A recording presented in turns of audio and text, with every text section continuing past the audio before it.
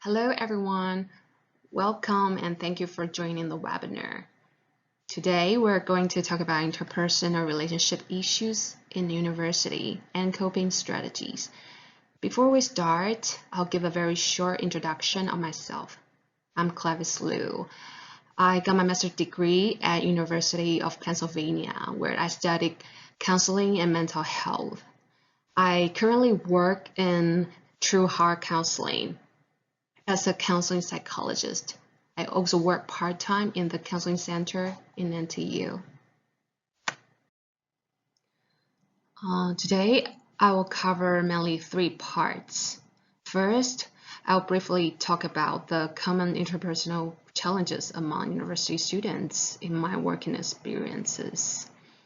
And I'll put more emphasis on the second part, which is the underlying problems of the relationship issues, which include unrealistic expectations and how to let go of them. Boundary issues include signs of poor personal boundary, and I'll give a brief concept about emotional blackmail and how to react. Also, I'll talk about poor communication and characteristics of effective communication. And the third part will be the tips to respond to the students. Most students come to counseling center to seek help because they experience distress related to interpersonal relationship issues. And the relationship issues vary. The cases I met usually are the cases related to romance relationship challenges, or isolation, feeling of isolation, or conflicts with no matter it's friends or with family, and sometimes with their partner. When they encounter romance relationship challenges such as breakup, toxic relationship, the relationship is dysfunctional that damage their mental health, or sometimes they might even encounter disloyalty in relationship. And isolation, the feeling of isolation, I believe not only transfer students from other departments or schools or foreign students might have the feelings of isolation.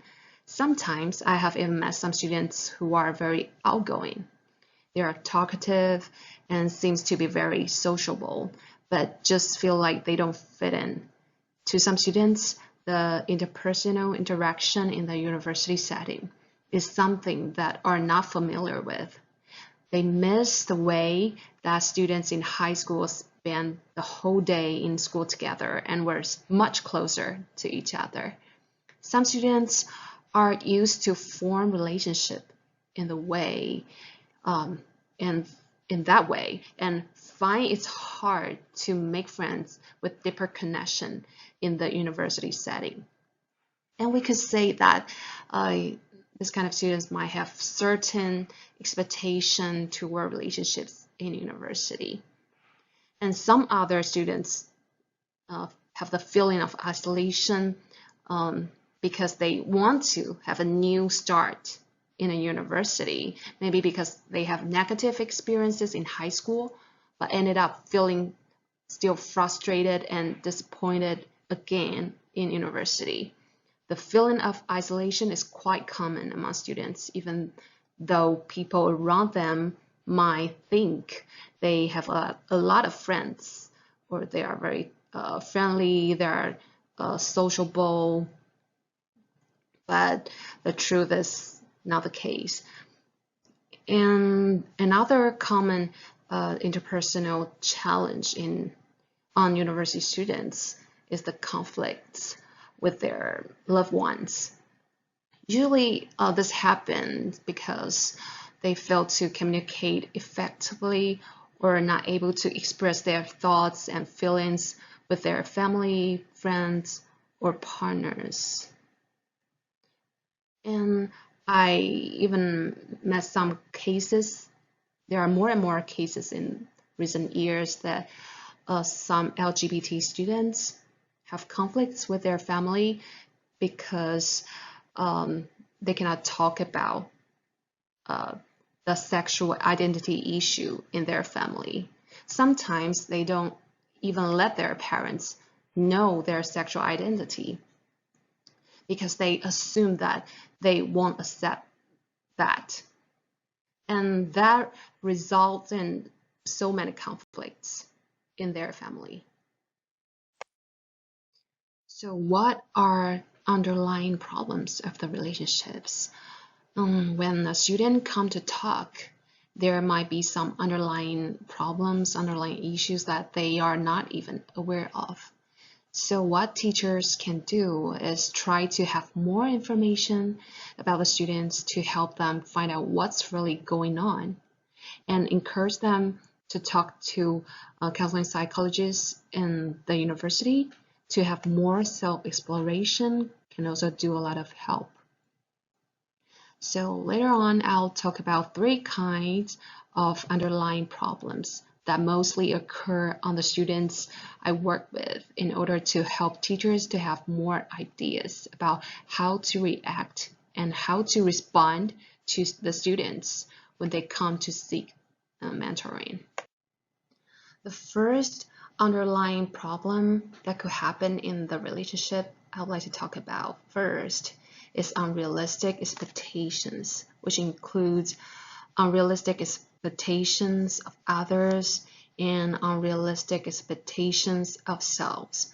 Okay, let's talk about the unrealistic expectations of others first. People who have unrealistic expectations tend to be more rigid. They want things to be in their control. They might try hard to work on details to make things right, to make things happen as they planned. If things go wrong, even in a minor way, it can still affect their mood for hours or for days. When we were children, most of us were encouraged to believe that we could achieve anything we set our mind to. This kind of optimism might encourage us to pursue our dreams, be motivated to achieve the goals we set. But the truth is, we can't control everything in life. We can't control every situation in life. Some students, I would say, especially academically successful students, might have the unrealistic expectations that cause them to feel frustrated when they throw all their efforts into relationship without yielding positive results. And these unrealistic expectations cause a lot of mixed feelings, such as anger, anxiety, disappointment, and unfairness. When this kind of situation happens to students who usually are able to achieve the goals that they set, the feeling of letdown and frustration towards themselves could be tremendous. And sometimes the situation might be someone keeps giving what he thinks his friends or his partner needs and expects to improve the relationship because he put a lot of effort in it. However, he might put his efforts in a wrong way. For example, if a person keeps buying gifts for his girlfriend to show his love without understanding that what his girlfriend cares more about is to have more quality time together.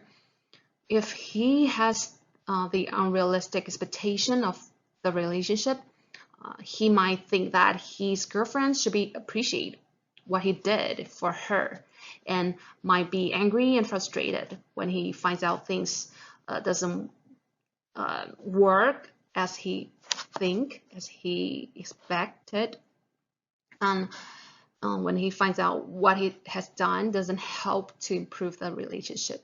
It could cause a lot of frustration and anger.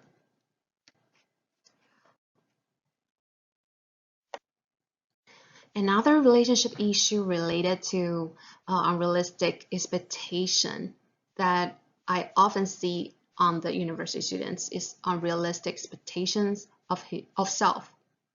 A lot of students, I would say many Asians, including adults in Asian society live under their parents or their significant others' expectations. They tend to put their loved ones' needs in front of their own needs. Sometimes they even internalize the expectations of others and fail to identify if the expectations are what they need. In this kind of situation, their expectations toward themselves is what they should do instead of what they want to do. For example, some students found that they are not interested in their majors. Yes, I have met a lot of students like this. They feel pain to continue their studies here, but still choose to stay because they don't want their parents to feel disappointed. In their mindset, letting people down is wrong. They should put their parents' needs before their own needs. Similar cases include some students who are so used to being a good student, a good child, a nice guy, or a good friend. They are used to living under others' expectations. I see some of the students turn out to be confused about what they want and what they need. They keep chasing goal after goal, achieve so many things, but still feel empty. Most of the time, they tend to follow the path that their loved ones expect. Of the unrealistic expectations. First, we need to be more aware of unrealistic expectations because fostering the awareness is crucial in almost every situation. We need to know where do the expectations come from. When we have expectations, we need to be able to verify if the expectations align with our needs. We need to identify if we do this because we think we should do it or we really want to do it.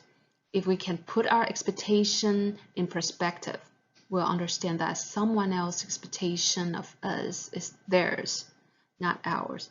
It's their expectations, not our expectations, and therefore it is their problems, not ours. We don't need to be afraid to let others down. What we can do is focus on ourselves more and respect our own needs. The second one is we can only control ourselves. This is very important concept that we need because in any kind of relationship, we all have desires and needs that we hope to achieve. However, if a person has a very specific vision in the relationship and refuses to accept other possible outcomes, it is likely to turn out to be an unrealistic expectation. It's better for us to focus on the thing that we can control, which is ourselves. And third one is know our limits. We need to understand we have limited time and energy, even if we set high hopes on ourselves and try to do our best in every relationship. It is impossible to always be satisfied with the outcome. We might feel disappointed with ourselves, and it's okay to feel this way. It's normal to feel disappointed at ourselves because we're not perfect. It's impossible to be perfect. It's important to remind ourselves and the students that it's normal to make mistakes. It's okay to be vulnerable. To know our limits, we should also learn to accept our emotions more. It's normal and it's okay to be weak, to be vulnerable. We can have more compassion for ourselves instead of blaming ourselves when we encounter failures. Boundary is also a very common issue in relationship. Significant signs that a student might have boundary issues. There are a few points I listed below. The first one is out of touch with self-needs or feelings. When a person is unable to set personal boundary of himself, others' needs usually are the first priority in their perspective. If he often neglects his needs and how he feels, it will be difficult for him to know what he really wants. And people who are out of touch with his feelings and needs usually will find it difficult to make decisions. The second point I list here is feel guilty to say no to others. They might fail to speak up for themselves. They tend to spend time doing what people want them to do and try to make everyone happy. People feel guilty to say no, usually because consciously or unconsciously, they want to please others, and they care about how others see them more than how they perceive themselves. And they tend to attract people who try to control or dominate them. People who don't have healthy boundaries might have relationships lack of equal exchange of give and take. They tend to give others a signal that they don't respect or take care of themselves, and tend to attract people who try to control them. And they usually are the victims in different situations. People around them might often take advantage of them, and they might feel overlooked or blamed in many different situations with different people. One of the unhealthy relationship dynamics due to boundary issue is codependency. Many of you might heard a lot about the concept. Codependency refers to the kind of relationship that one person focuses on giving love, respect, and care to others while undervaluing, dismissing, or not demanding the same from his or her partner. In this kind of relationship, one person enables another person's self-destructive tendencies, such as poor mental health, addiction, underachievement, or irresponsibility. And that person sacrifices his own needs and well-being for the sake of the other. In this case, one becomes the giver and the other one becomes the taker. Codependent relationship could happen in romance relationships, could happen in friends, or even in family. A healthy relationship should be mutually beneficial. Once the dynamic becomes imbalanced, it could cause harm for both parties. The giver who is being over-responsible always tries to rescue the other one could end up feeling exhausted, frustrated, forgetting to take care his or her own needs, and burn out. The giver and the taker become an unhealthy alliance. Codependent people usually have low self-esteem, poor boundaries, and control issues. They try to get others to value them. They want to feel that they are needed by someone, so they will become rescuers, thinking that they have the duty to save or to protect their loved ones. If their loved ones fail, they might feel like experiencing the failure of themselves. The codependency relationship that university students might have usually is the relationship with one of their parents or their partners. The most of cases I met in the role is the role reversal of a mother and a child. Since the students, from the students' childhood, the role reversal began. And the situation happens a lot in a single parent family. So it could also happen on a father and a child. The student might feel responsible for their mother's or father's emotional needs and spend much time and efforts taking care of their needs. They depend on each other, yet it causes a lot of pain and pressure and has negative impact on the student's others' relationships and his personal life. The key element to overcome codependency is having appropriate personal boundaries, which we will discuss more later. And it is always important to have enough awareness in order to identify the dysfunctional patterns in the relationship.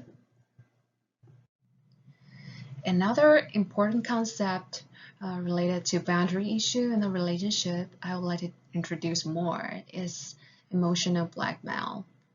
According to the book Emotional Blackmail, written by Susan Board and Donna Fraser, people who try to use fear, obligation, and guilt, FOG, to manipulate you will do things like trigger your fear by threatening to make your life difficult if you don't do what they want, or tell you that he will end the relationship if you don't accept what he proposes. They also do things like triggering your guilt by telling or implying that they are going to hurt themselves, become depressed or sick if you don't give them what they want. They also ignore your feelings, needs, and wants. They might make lavish promises that are conditional to your obedient behavior, but rarely keeps their promises. They also label you as selfish, bad, greedy, unfaithful, or uncaring when you don't give in to their demands. Emotional blackmailers could be male or female. They are often very close to us and familiar with us. They know what we are afraid of. They could be our partners, parents, children, friends, or colleagues. In my experience working with university students, the most common emotional blackmailers they encounter are their parents. We mentioned a little bit of this trait in Asian culture when we talk about unrealistic expectation. And there are still some parents who unconsciously maybe try to control their children. They think they ask them to follow what they think is right, is to protect them, to help them. These parents might ask their children to have majors that they think is more promising and might have higher salary in the future, even though they know that's not what their children want to study. But if they simply express their demands or expectations to their children, that's not enough to say it is emotional blackmailing. And there are some more elements to form a complete cycle of emotional blackmail. This is the cycle of emotional blackmail. You can see the first stage is demand, and then comes to resistance, pressure and threats, compliance, and repetition. So the first stage in the emotional blackmail cycle is demand. They usually start with demands. They want something from you, or they want you to do something for them. Sometimes they tell you directly what they want, sometimes they don't, and sometimes it doesn't sound like a demand at all. And in the second stage, resistance, we might say no to the blackmailers. If we refuse to do what they want us to do, there will be pressure and threats. The third stage, the blackmailers try to make us feel stressful, try to give us pressure and threats. They do not try to understand our feelings, rights, and our needs. The emotional blackmailers, they don't care. What they do care is their own needs. So they start reminding us of the consequences of our resistance. For example, they might try to warn you by saying, "Oh, I will be depressed if you don't do this. Oh, I'll get sick. I'll kill myself if you don't do this, or I'll leave you." Sometimes they try to label you to let you feel guilty, such as telling you that you are so irresponsible, you are an awful partner, or even worse, they might compare you with others to make you feel bad about yourself. They might say, "Oh, why my friends' children know they should be respectful to their parents and they take care of their parents, but you never care about our feelings." They criticize you to make you feel inferior or ashamed. And there are also some silent blackmailers. They might not verbally threaten you, but will create an atmosphere between you, letting you know that they are very upset. They are unhappy about your resistance. A few years ago, I met a student who is asked by his parents to vote for a certain candidate. So asking the student to vote for someone is his parents' demand. The student directly said no, and there comes the pressure and threats. His parents said that they won't provide any financial support if he doesn't vote for the candidate their parents liked. Emotional blackmailers use fear controlling people in order to let things go in their way. Once the student agree with his parents because of fear, next time they will use the same way to ask him to do what they want. When we're afraid of the consequences, we don't want to make them angry or afraid to lose them, care about their feelings more than our own feelings. We give in to what they want. And the tension in the relationship will temporarily gone after we comply with the demand. And then there comes repetition. Emotional blackmailers will be very happy if we give in.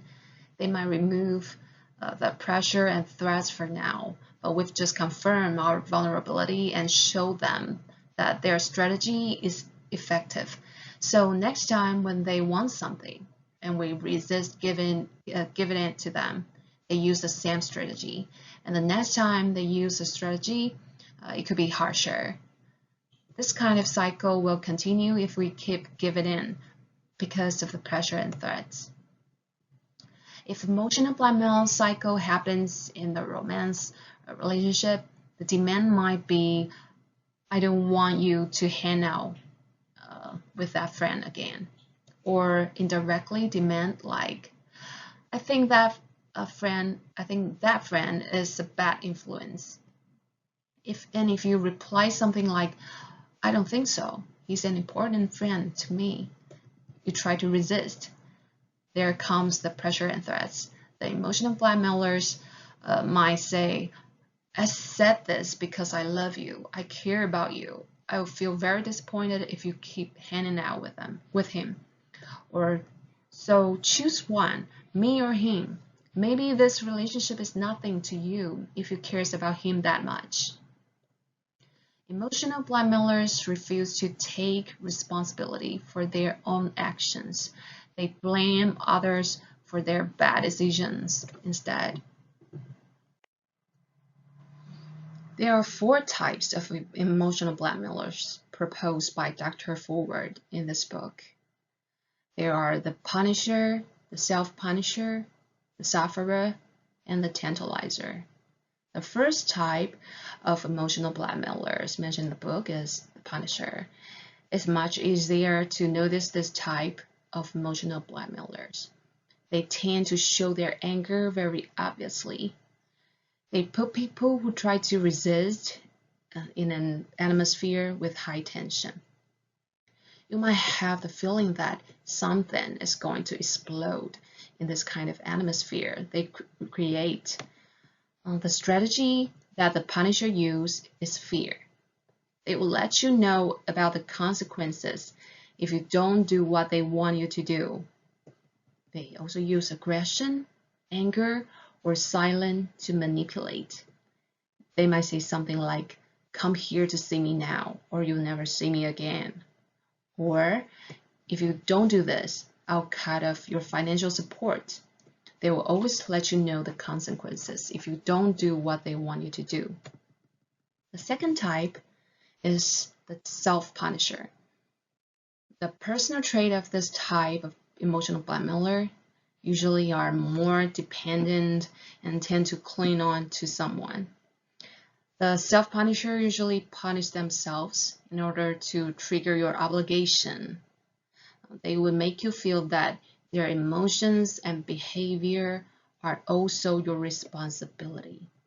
They may say something like, if you don't talk to me now, I will hurt myself. Don't argue with me or I'll be depressed. They make you feel you're responsible for the consequences. The third type, the sufferer. It is difficult for the sufferer to directly express their needs. They are sulking blamers. They might say something like, "If you really love me, you should be able to figure out what's bothering me." Or they may say, "Guess what you did to me? I'm depressed and sick." The sufferer might also claim that their mental state or illness is the fault of the other person. The fourth type, the tantalizer. This type of emotional blackmailer is like a carrot dangler.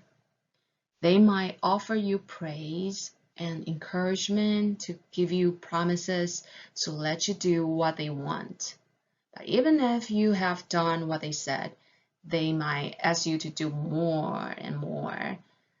You would have fear on missing out the reward and think you should do it because they even offer you some reward, and feeling guilty to say no.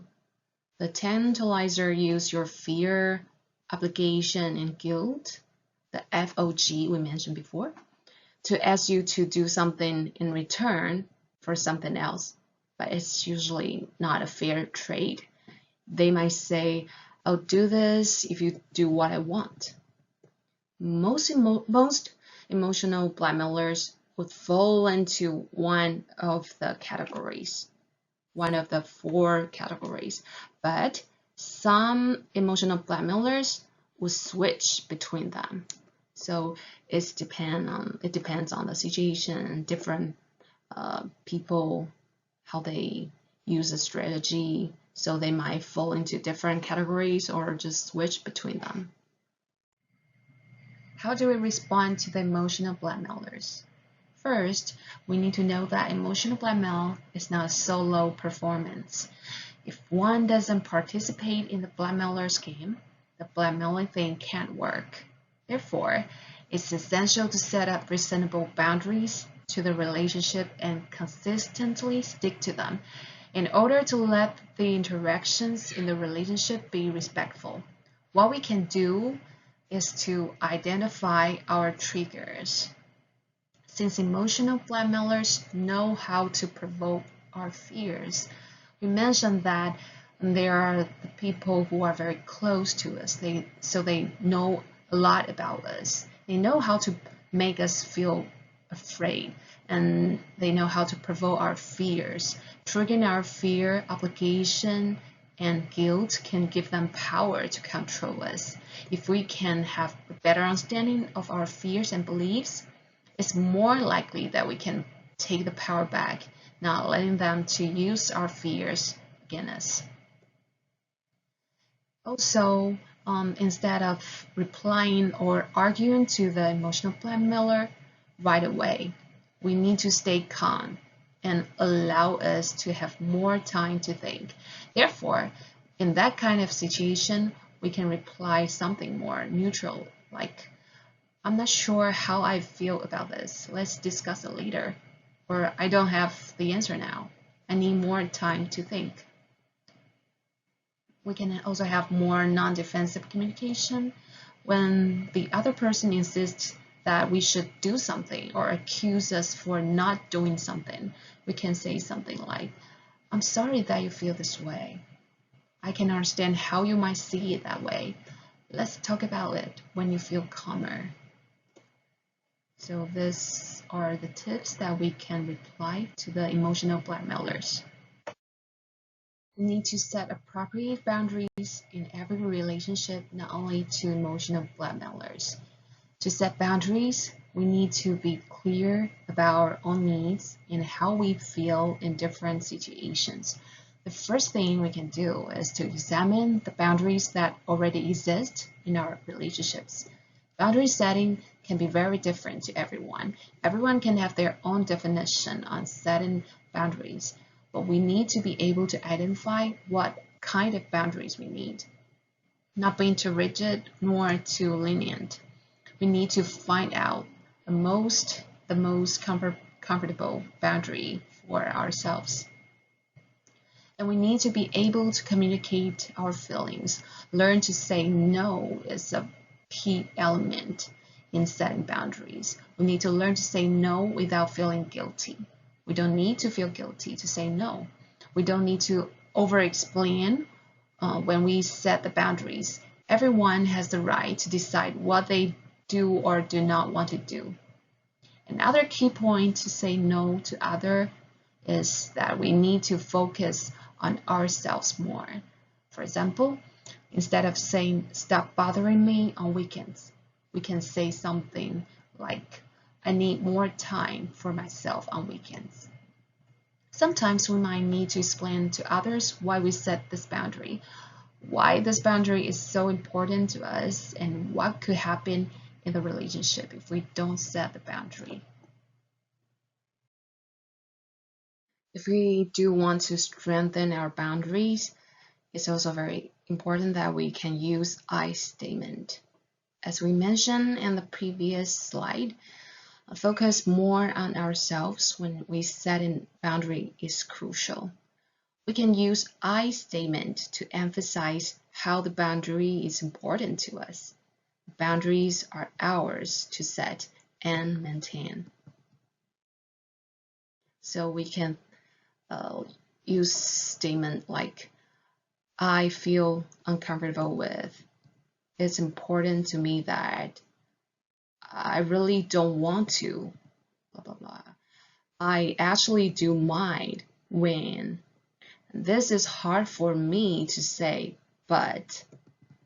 Or we can say, "I have a problem when I really do not have time for. I need you to blah, blah, blah." These are the sentences that we can try to use I statement to set the boundary. Also, when we want to set the personal boundary, we need to be consistent. If we can keep things consistent and steady, it'll be helpful to reinforce our original beliefs, and it ensures the lines we set remain clearly established. Sometimes people will have a misunderstanding that setting boundary is being mean to others or being harsh on others. But the truth is, saying no sometimes could benefit for both sides. Both sides in the relationship need to learn to maintain a healthy balance. Once we waver or hesitate because we don't want to let others down, or we think we are trying to be nice, the boundaries we set could be ruined, and we could be sending a message to others that my boundary is not that important. My needs and my beliefs are less important than others' needs and beliefs. So we need to show that we mean what we say. Also, we need to take practice when we set boundaries. It takes a lot of practices. We need to understand that we need to emphasize the boundaries we set more than once with the same people in order to let them clearly understand the way you want to be treated. If a person only shows his boundary once and then waver the other times, or assume others should already knew about your boundaries, this is not enough for setting a healthy personal boundary. The last underlying problem I will talk about today is poor communication. There is a famous quote about communication saying that the single biggest problem in communication is the illusion that it has taken place. Some people might have many terrible experiences with communication, and the negative experiences make them feel like we have communicated for many times. It is useless to communicate. They won't listen and they won't understand. They give up communicating before they even start. So when a student comes to you complaining that someone is difficult to communicate with, it is important to know more information about this. Has a student given himself a chance to try to send or communicate his message directly? Or does he assume that it won't work because the last time the communication didn't work with the person, so he did not even give himself an opportunity to communicate again? Many people are not used to expressing their feelings and thoughts directly, especially in Asian culture. They sometimes think that their loved ones, especially their partners, should understand them even though they didn't specify what they needed. So they try to assume that their loved ones should know what they need. They usually say something like, "He should know me.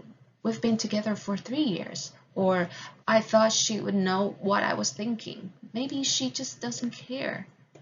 When we make assumptions on what our loved ones think or what they know, there comes misunderstanding and conflicts. When we talk about poor communication, it reminds me of a famous quote about communication, saying that the single biggest problem in communication is the illusion that it has taken place. Some people might have many terrible experiences with communication, and the negative experiences made them feel like we have communicated for many times. It is useless to communicate. They won't listen and they won't understand. They give up communicating before they even start. So when a student comes to you complaining that someone is difficult to communicate with, sometimes we need to know more about the information. Has the student given himself a chance to try to send or communicate his message directly? Or does he assume that it won't work because the last time the communication didn't work with this person, so he did not even give himself an opportunity to communicate again? And the first point I list here is unable to express true feelings and thoughts in poor communication. Many people are not used to expressing their feelings and thoughts directly, especially in Asian culture. Sometimes people still have a misunderstanding that directly express their feelings and thoughts is not being polite, or they tend to endure with discomfort at the beginning in the relationship and tell themselves that it is not a big deal. And it is even a virtue sometimes to endure with pain in some culture. They sometimes think their loved ones, especially their partners, should understand them even though they didn't specify what they needed. They usually say something like, "He should know me. We've been together for 3 years." Or, "I thought she would know what I was thinking. Maybe she just doesn't care." When we make assumptions on what our loved ones think or what they know, there comes misunderstanding and conflict. And sometimes we tend to assume that our loved ones should know what we need. We tend to assume that we have sent the message clearly so that they should understand the complete message, and we blame others when they don't. But sometimes the message sent is not necessarily the message received. If we make assumptions and think they know how we feel and what we think only because we have told them, it might result in misunderstanding in communication. Also, people tend to assume that they know how others think and feel. And it could result in poor communication because we will never be able to totally understand another person's feelings and thoughts in our perspectives, even if we had similar experiences before. Everyone comes from different background with different experiences. It could be offensive and disrespectful if we assume we know what others think and feel. It is always important for us to initiate mutual dialogue in order to have opportunities to understand each other more, how they really feel or what they think. If we assume we know what others think and feel, the words they say could become the words that come from our mouths could become judgments that criticize and hurt others. For example, some parents would try to encourage their children using their past experiences. When their children break up with their partner, they might say something like, "Don't cry over her. There are plenty more fish in the sea. You will see there is no big deal to break up with someone." If we assume that we know what happened on others only because we had similar experiences, they might feel more frustrated by our words and might not be willing to share their feelings anymore. If we don't want to let assumptions ruin our relationships, we need to remember that everyone is unique and every experience is different. What we can do in this kind of situation is try to listen more and empathize with them. And there is a very good and short YouTube video which talks about empathy. If you search empathy versus sympathy, you can see the video. It's a short animation, only about 3 minutes. It talks about how empathy can build connection, but in reality, so many people misuse it. They use sympathy instead of empathy. For instance, empathy is perspective taking, the ability to take perspective of another person or recognize their perspective as their truth. We need to stay out of judgments. We need to recognize the emotions of other people and try to communicate with them. Empathy is to feel with them. In that video, it uses some interesting examples to compare empathy with sympathy. You can check out if you are interested. People use sympathy to talk to people in distress, like to respond with "at least."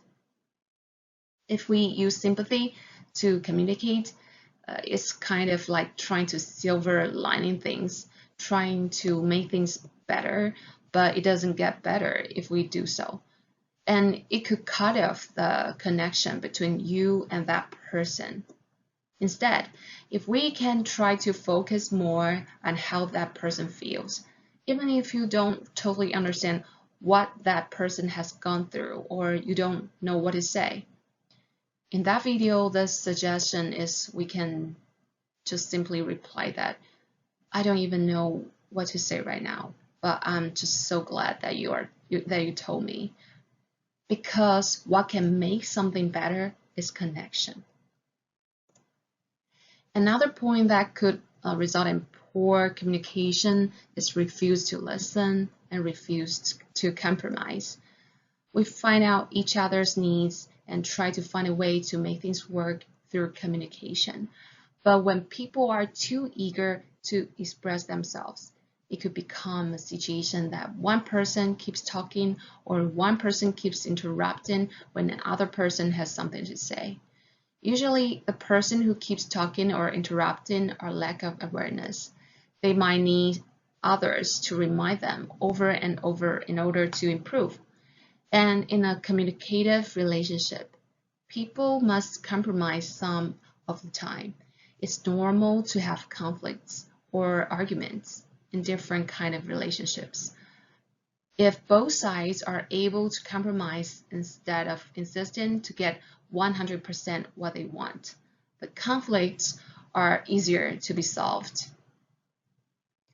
And sometimes in poor communication, people might getting defensive, and there are some passive-aggressive behavior I'll introduce to you.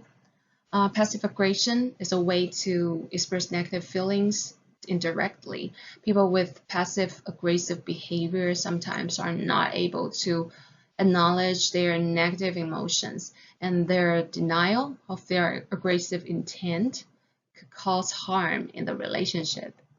Common passive-aggressive behavior in the communication, for example, might be avoiding certain topics when you want to have discussion, talking with sarcasm, totally ignoring another person's existence, or being silent. When we try to communicate with people with passive aggression, we will have the feeling that the communication is getting worse, but it is difficult to pinpoint a precise problem.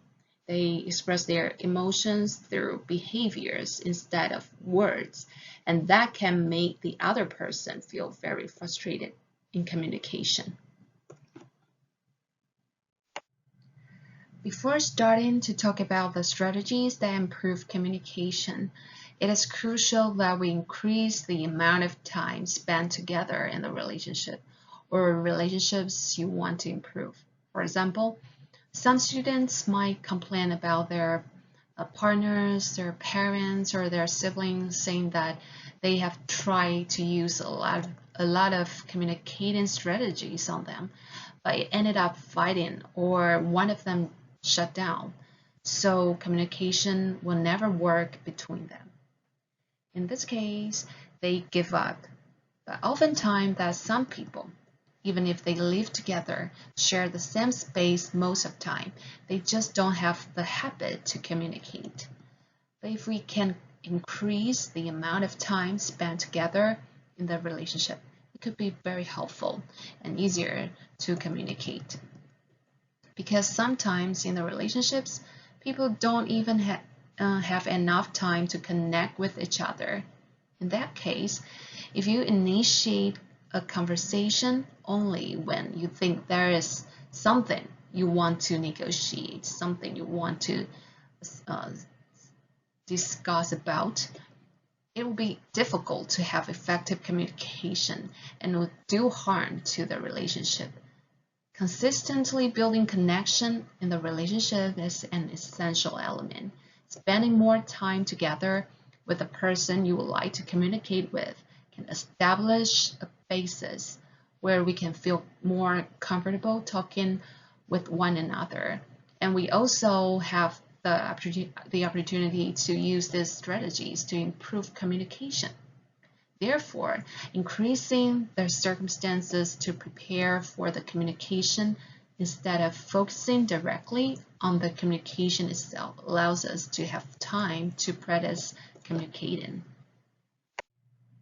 To have effective communication, we also need to look inward, examine our communication pattern. It is possible that our learned communication style is crippling our relationships, and it is possible that the way we process information, how we perceive, how we analyze others' words is somehow twisted because of our past experiences and our childhood background. And the characteristics of poor communication we talk about are mostly related to lacking awareness. Therefore, if we try to improve communication, or if we want to help the students to improve their communication, fostering awareness of self can always be a good start. And next, active listening and positive nonverbal cues are also essential if we want to have effective communication. Body language shows our attitude toward the conversation, so our gestures, posture, tone of voice, and facial expressions are crucial communication tools. Nonverbal communication could be very powerful even when we stop talking. We are still sending messages through our nonverbal behaviors, and showing positive nonverbal cues during communication can show your consistency and sincerity. If you say one thing, but your body language say something else, the listener will be very confused and may think that you are being dishonest. No one is thinking. We need to Remember that communication is not a competition. We try to communicate in order to find a way that works for both of us, not for winning, neither for proving that we are better. We need to start a conversation which both sides feel equal and feel comfortable talking. So there might be something like win-win situation that both sides benefit from the communication and both sides also compromise in some way to let it work. Last one, be patient. Sometimes people learn some strategies and put a lot of effort into communication. They have expectations that once they try hard, that the relationship should experience significant progress. But in reality, improvement takes time. The improvement in the communication will be step by step instead of taking a leap. And there are some tips to respond to the student. The first one is understand more background information of the student. We need to have better understanding of the student and the situation the student is experiencing before giving advice. So when a student came to talk about their relationship issues, we need to ask more open questions. Let them talk more before we reply. Second, we need to be emotionally supportive by attentive listening and nonverbal cues. Sometimes it takes so much courage for a student to seek help. If teachers can show support through nonverbal cues, it'll be much easier to build trust. I believe that most of you have heard this for countless times, but eye contact, head nodding, body orientation are very important cues to show that I care about you. If a person sitting on a chair, leaning forward, elbows on thighs, it can send a message which is, I am ready to listen to you. I care about what you're saying. Especially for some students who have low self-esteem, they might have the mindset such as, my problem is not a big deal. I should deal with it on my own. I should not waste others' time. In cases like this, positive body language that you are showing could be more impactful than you think. Also, we can help the student to set priorities. Remind the students that we can't solve or change things at once. Which problems is more critical for students? Which problem does she or he would like to solve first? Just like what we mentioned in communication, improvement is not a leap. We need to do it step by step. Most people in distress will have the feeling that there are so many things happening at the same time. They might feel very anxious, helpless, and overwhelmed, not knowing what to do. When this kind of students come to you, it is important to remind them everyone has limited time and energy. It is okay and it's healthier to solve problems step by step, helping them to be mindful about their need in order to set priorities accordingly. The last one I think is very important is set boundaries. Building relationship with students is very important, but sometimes it can also be tricky in terms of setting appropriate boundaries. For instance, students who have boundary issues might also unconsciously or consciously cross the line when they see mentoring. They might become dependent and try to reach out to you after office hour, even if you have talked for some time today in the office. They might always need more and more. Therefore, setting rules is still important even in university setting. Let them know what is okay and what is not okay for you. When a teacher is more predictable, the boundaries can be more concrete. And teachers should know the self-limitations before helping the students too. Knowing limitations of self also includes taking good care of self. Teachers can set boundaries by reminding ourselves that we will not hold ourselves responsible for every aspect of our teachings and lives. In this way, when students suffer from something out of teachers' control, we will not be too hard on ourselves. Oh, there's one thing I'd like to add here, which is empowering. I didn't list here, but empower the students is so crucial when we try to respond to the students. When a student comes to talk, they usually tend to focus on the negative side, things that they did wrong, the frustration in the relationship, or the inferiority they feel. It is crucial that teachers can point out the strength of the students or point out the students' efforts they put in when you think that the students need some encouragement. It can empower students when they feel frustrated and helpless. Helping students to identify their strengths and positive experiences that they have overcome their difficulties before can enhance the students' motivation and help them focus more on what they can do now.